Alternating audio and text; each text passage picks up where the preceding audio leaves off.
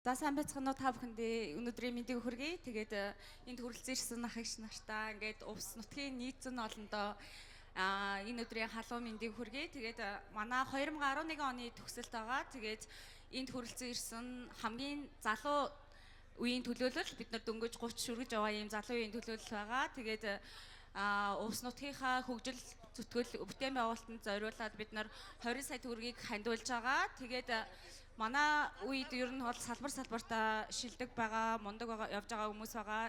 Манай ширээнд гэхэд Монгол Улсын начин төмөн байгаа. Тэгээд дэлхийн уран баримлчдын дэлхийн аварга Америк нэгдсэн улсад болсон саяхан тэмцээнд нэгдүгээр эзлээд ирсэн манай найз маань бас байгаа. Тэгээд энэс гадна бид нар бүгдээрээ увс нутгийнхаа боловсролынхаа салбарт нь зориулаад бид нар бас нөгөө боловсролыг дэмжих зорилгоор увс 100 гэд боловсролын хөтөлбөр хэрэгжүүлж байгаа. Энэ талаар манай найз ярина. За тэгээд увс аймгийнхаа бүх ард түмэнд 100 жилийн ойн баярын мэнд хүргье. Тэгээд манай төгсөлт манай хамт олон нэг зүйлийг уриалж байгаа.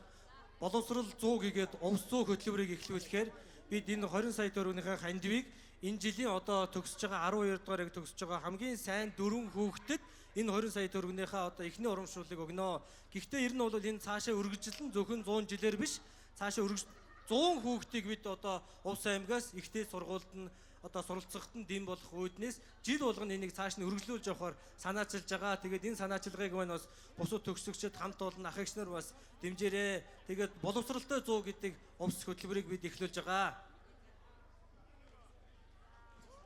2011 оны төгсөлтийн хамт олондоо баярлалаа.